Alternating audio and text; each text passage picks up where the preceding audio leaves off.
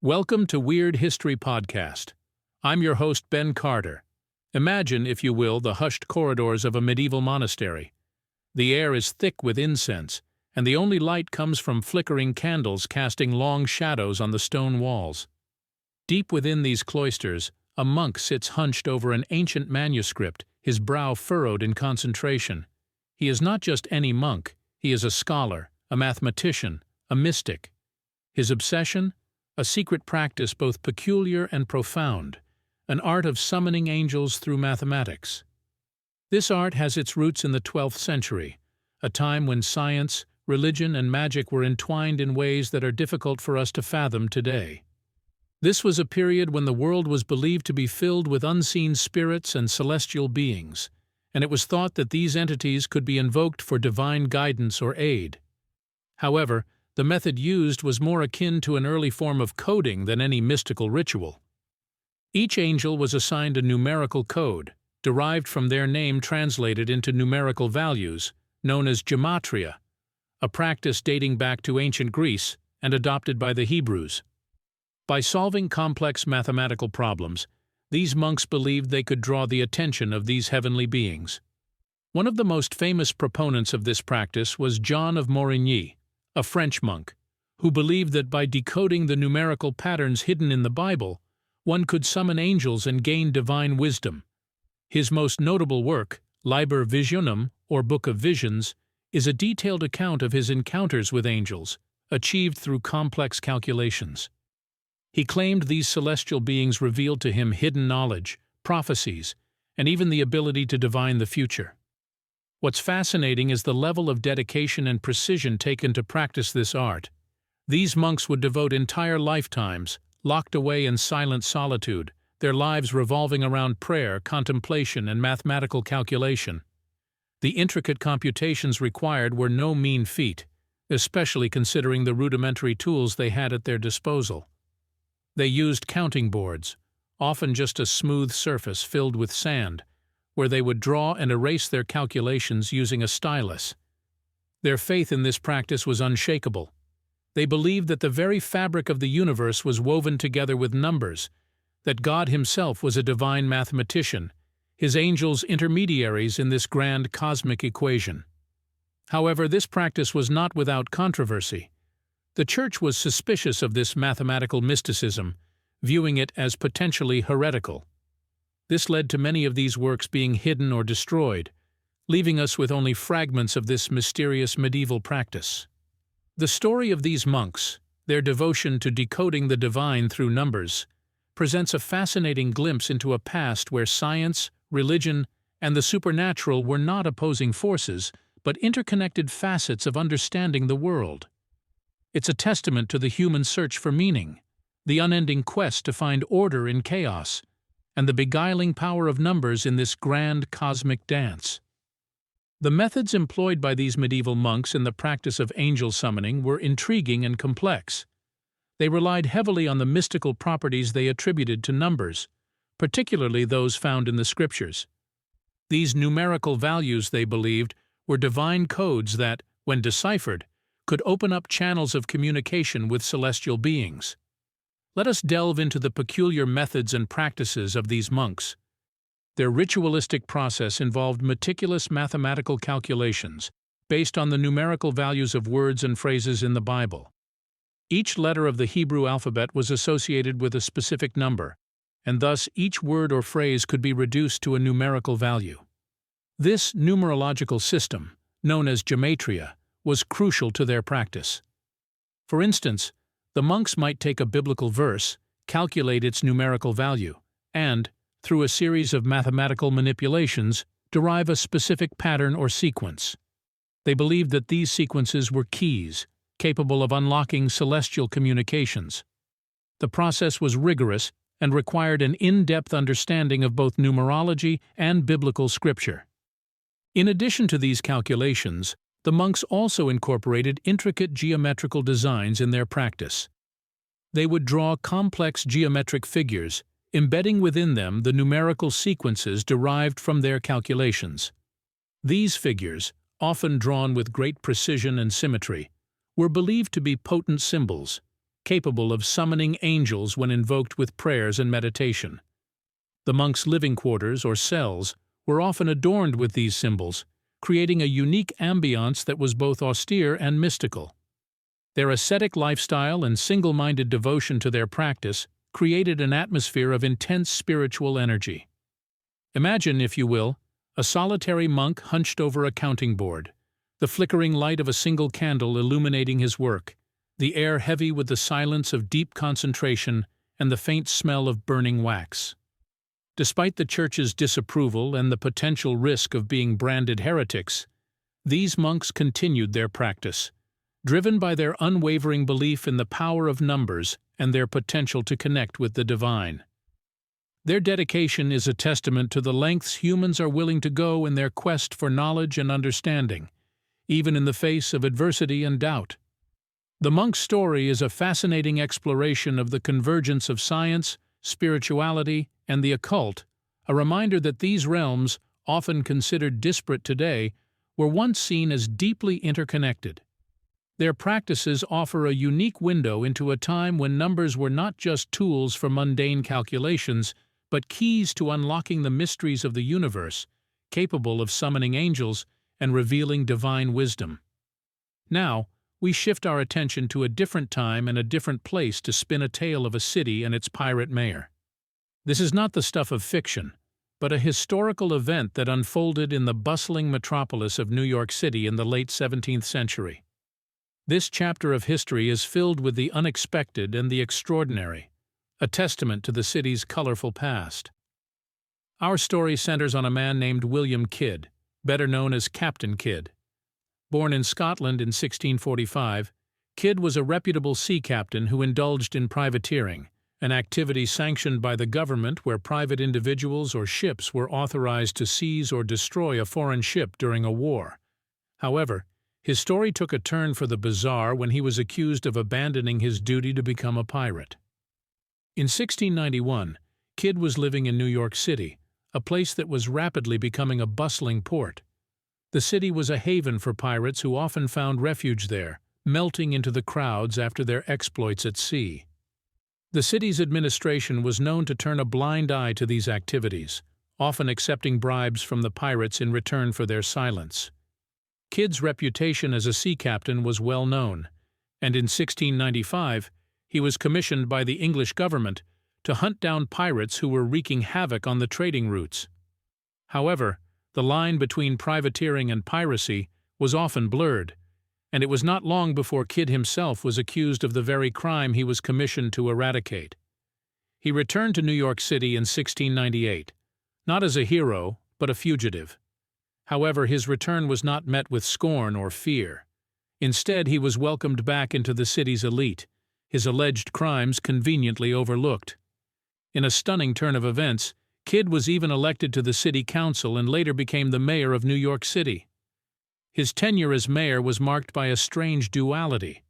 On one hand, he was a respected figure in the city's administration, while on the other, he was a notorious pirate, his name synonymous with lawlessness and rebellion. This paradox was a reflection of the city itself, a place that thrived on the contradiction of order and chaos, respectability and corruption. However, Kidd's story did not have a happy ending. His past eventually caught up with him, and he was captured and taken back to England where he was tried and executed for piracy. Despite his ignominious end, the story of William Kidd, the pirate mayor of New York City, remains an intriguing chapter in the city's history, a testament to a time when the lines between law and lawlessness were blurred, and even the city's highest office was not immune to the allure of piracy. In the annals of New York's history, the tenure of William Kidd as mayor stands out as an aberration, a stark reminder of the city's tumultuous past. His term was not marked by the typical affairs of a city's administration, but rather by a strange amalgamation of politics and piracy, law and lawlessness. When Kidd assumed the mantle of mayor, New York was a city on the cusp of change. It was transforming from a small colonial town into a bustling metropolis, its population increasing and its trade routes expanding. However, the scourge of piracy was a constant menace, threatening the city's prosperity. Kidd, with his background in privateering and his alleged involvement in piracy, brought a unique perspective to the office. He had seen firsthand the devastating impact of piracy on commerce and had experienced the allure of the life at sea. His dual identity as both a respected city official and a rumored pirate made him a paradoxical figure, a symbol of the city's conflicting interests. His mayoral tenure, however, was not marked by blatant acts of piracy. Instead, Kidd subtly manipulated the city's administration to his advantage. He used his position to protect his pirate brethren, allowing them to dock in the city's harbor and sell their ill-gotten goods in the marketplaces. In return, he received a portion of their profits, a system of bribery and corruption that thrived under his administration. But Kidd's reign was not without its challenges. There were those within the city who viewed him with suspicion and disdain, their mistrust fueled by the rumors of his pirate past. His political opponents used these rumors to their advantage, painting him as a threat to the city's security and prosperity. Despite such opposition, Kidd maintained a veneer of respectability. He continued to rub shoulders with the city's elite, his charismatic personality and political savvy allowing him to navigate the treacherous waters of New York's politics. He was, in many ways, a chameleon, his ability to adapt and evolve a testament to his survival instincts. Yet beneath this respectable facade, the pirate within Kidd never truly vanished. He continued to harbor a deep-seated resentment towards the English government, blaming them for his tarnished reputation and alleged crimes. This bitterness would ultimately lead to his downfall, as his past eventually resurfaced, sealing his fate. The story of William Kidd, the pirate mayor of New York City, offers a glimpse into a period of the city's history that was marked by ambiguity and contradiction. His tenure embodied the city's struggle to reconcile its burgeoning prosperity with the rampant lawlessness that threatened its stability. His complex legacy, a blend of respectability and notoriety, continues to captivate historians, a stark reminder of a time when New York City stood at the crossroads between order and chaos. In the grand halls of the Vatican, a place known for its spiritual solemnity and sacred rituals, there resides an unexpected figure, one dedicated not to theology, but to the mysteries of the cosmos. The Pope's Astronomer, a title as fascinating as it is paradoxical, is a role steeped in a history as strange as it is unanticipated. In the 16th century, the Catholic Church found itself in a precarious position. The Copernican revolution had challenged the Church's geocentric view of the universe, a belief that Earth was the unmoving center around which all celestial bodies revolved. To counter this, the Church established a group of scholars and mathematicians, the Roman College, to officially refute these heliocentric claims.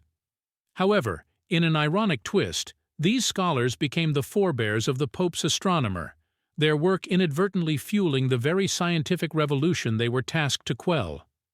Perhaps the most bizarre chapter in this history involves Father Angelo Secchi, a man of God who would unintentionally become a pioneer in the field of astrophysics.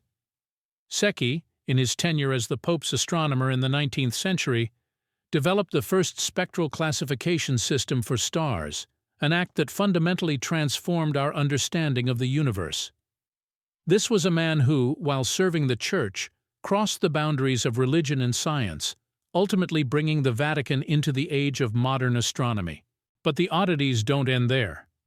In the early 20th century, the Vatican Observatory, under the direction of the Pope's astronomer, found itself relocated due to the light pollution caused by Rome's streetlights. The solution? A move to the Pope's summer residence, Castel Gandolfo, where the observatory was installed on the rooftop. It was a decision that reflected the Church's commitment to science, albeit in an unconventional manner. This commitment was further solidified when, in 1981, Pope John Paul II gave a speech acknowledging the Church's mistake in condemning Galileo Galilei, the Italian astronomer who was persecuted by the Church for advocating heliocentrism. This marked a significant shift in the Church's stance towards science, a change largely influenced by the work of the Pope's astronomer. Today, the Pope's astronomer continues to serve as a symbol of the Church's evolving relationship with science.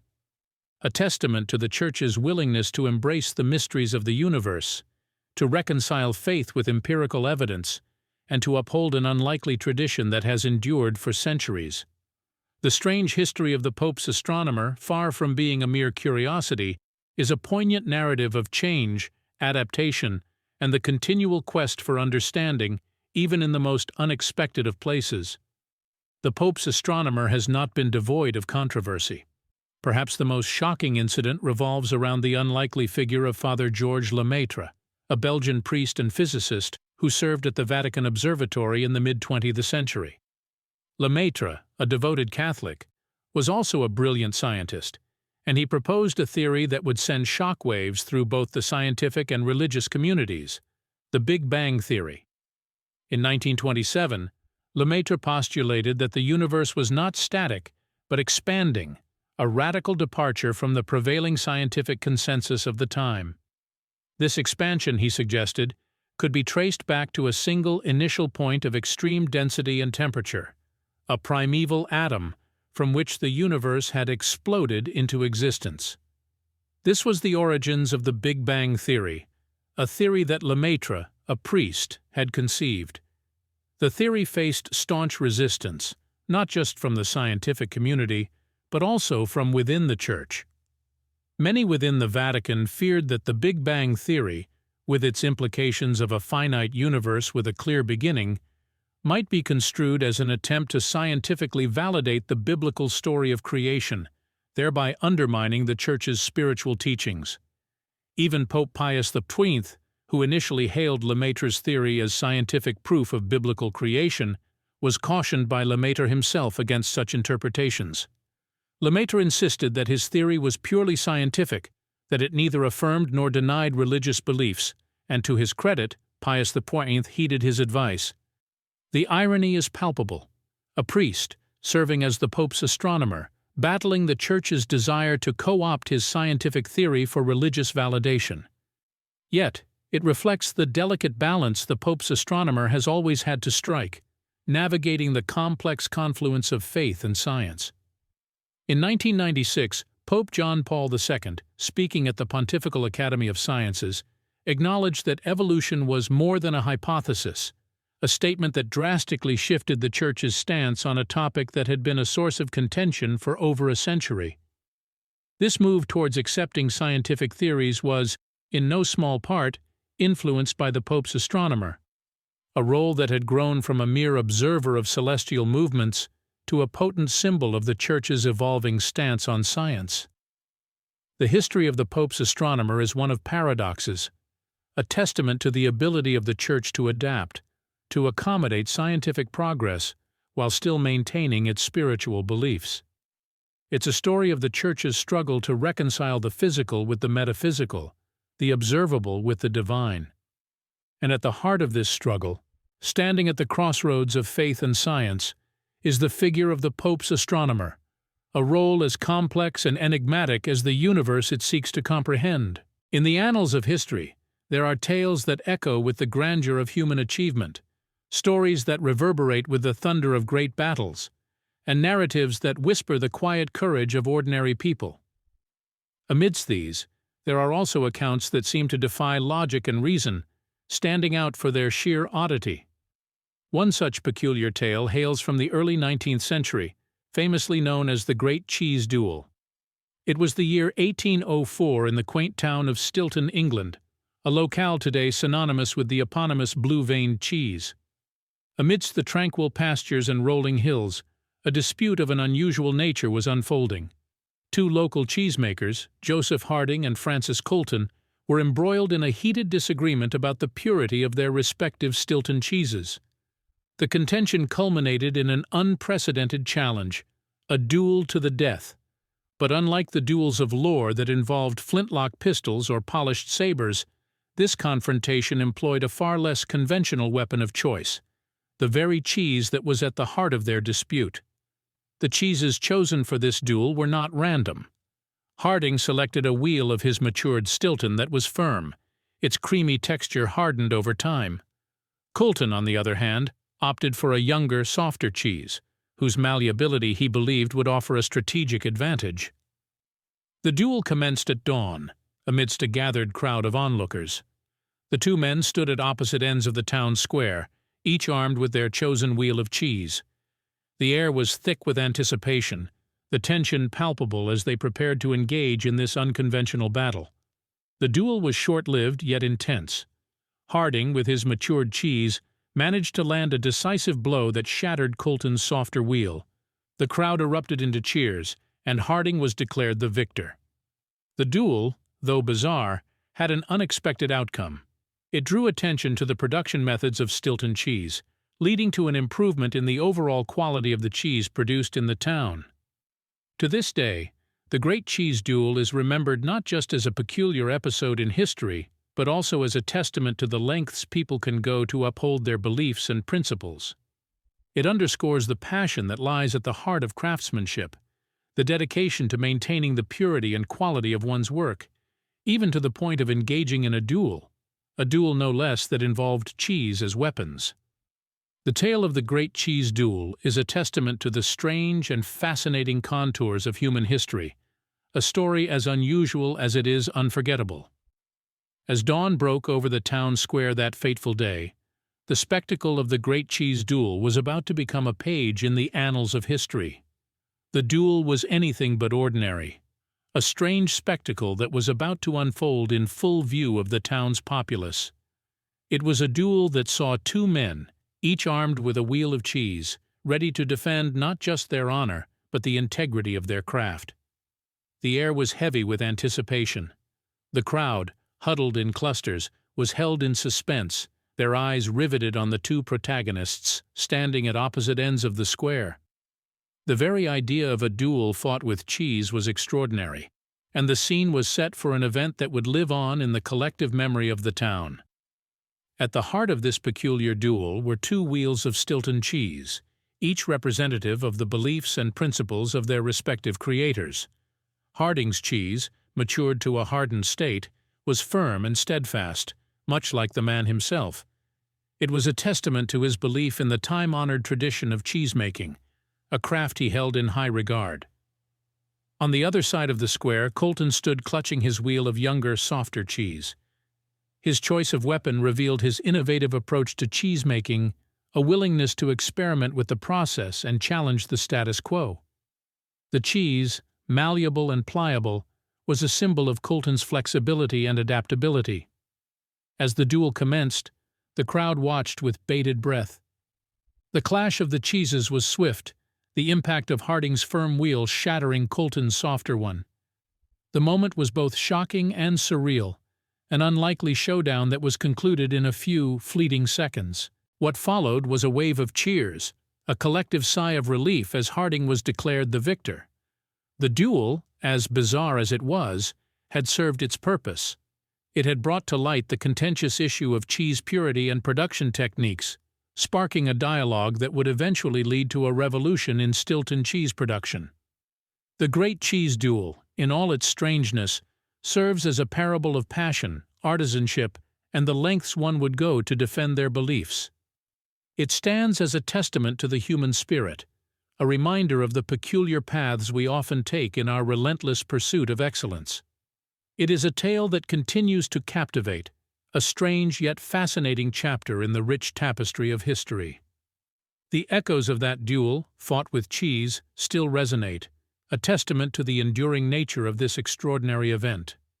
In the annals of human conflict, few battles can claim to match the peculiarity and audacity of Australia's Great Emu War. It was a conflict of a different feather, a war waged not against a foreign power, but against a flightless bird indigenous to the Australian mainland. This was not a clash of military might, but rather a desperate struggle between man and nature, a battle fought over the arid plains of Campion, Western Australia, in the year 1932. The protagonists of this unusual war were the emus, large, flightless birds known for their speed and agility. With an estimated population of 20,000, these birds descended upon the farmlands of Western Australia, leaving a trail of destruction in their wake. The vast flocks of emus devoured and trampled the crops, leaving the already struggling farmers in a state of despair. In response, the Australian government, in an unprecedented move, deployed military forces to combat the emu incursion. Commanded by Major G.P.W. Meredith of the 7th Heavy Battery of the Royal Australian Artillery, 2 Lewis guns were mounted on trucks, and a contingent of soldiers was sent forth to wage war against the emus. What unfolded over the following weeks was a spectacle that bordered on the realms of the absurd. The emus, far from being easy targets, proved to be formidable adversaries. They scattered and regrouped, evaded gunfire with uncanny agility, and seemed to absorb bullets with little effect. The soldiers, despite their military training and firepower, found themselves outmatched by the sheer resilience and unpredictability of the emus. One particular incident encapsulates the surreal nature of the war. After a particularly successful day of emu hunting, Major Meredith set up an ambush near a local dam, expecting to target over 1,000 emus heading towards the water. As the birds came into range, the guns jammed, allowing the majority of the emus to escape. By the time the operation was called off, the military had expended more than 10,000 rounds of ammunition, and only a fraction of the emu population had been culled. The war, intended to provide relief to the beleaguered farmers, ended up costing the Australian government greatly, both in terms of resources and public ridicule. The Great Emu War, a unique chapter in the annals of human history, serves as a stark reminder of man's sometimes futile attempts to control and dominate nature. Despite the military might and strategic planning, the emus, through their sheer numbers and survival instincts, managed to thwart human intervention. It is a story that continues to intrigue, a testament to the unpredictability of nature and the resilience of the emu, a bird that came to symbolize resistance in the face of overwhelming odds. The Great Emu War of 1932, as it came to be known, was a spectacle that transcended the realms of the absurd. It swung wildly between the macabre, the ludicrous, and the tragic, casting long shadows on the Australian landscape, both literally and metaphorically. Picture this, if you will, a convoy of military vehicles, armed with machine guns, rolling through the vast, arid expanses of the Western Australian outback. Their targets, not enemy soldiers, but emus, large, flightless birds, the feathered equivalent of deer, who had been wreaking havoc on wheat crops. And these birds, with their long necks and powerful legs, seemed to possess an uncanny ability to evade the soldiers' efforts. What made the Great Emu War so bizarre was not just the decision to deploy military forces against birds, but the resilience and survival instincts of the emus themselves. Despite being vastly outnumbered and outgunned, the emus seemed to display an almost strategic cunning. Observers reported groups of emus appointing leaders who would keep watch while the others fed. If danger approached, these sentinels would alert the group, enabling them to scatter and regroup later, thereby confounding the soldiers' efforts. The emus' agility and resilience in the face of gunfire added another layer of absurdity to the war. Bullets seemed to have little effect on the birds. There were instances where emus were hit multiple times but continued to run, showing no signs of distress. Major Meredith, the commanding officer, was quoted as saying, "If we had a military division with the bullet-carrying capacity of these birds, it would face any army in the world." The war also generated a considerable amount of international interest and ridicule. Newspapers around the world carried reports of the peculiar conflict, often with a touch of humor. One headline from a U.S. newspaper read, "Australians lose new kind of war, emus defeat, efforts of army gunners who fight vainly to halt feathered invaders." The Great Emu War ended as abruptly as it began. After 6 weeks, the military was withdrawn. The final tally was a sobering reflection of the futility of the operation. 10,000 rounds of ammunition expended for an estimated 986 emus killed. The farmers were left to continue their struggle against the emus. The government was left to grapple with the cost and the public ridicule, and the emus, those unexpected warriors, were left to roam the Australian outback, a testament to the futility of trying to control nature with military might. Thanks for listening. This has been another episode of Weird History Podcast. If you enjoyed today's episode, be sure to follow us wherever you listen to podcasts. And if you'd like to support the show, Subscribe to Weird History Podcast on Spotify. Subscribe now.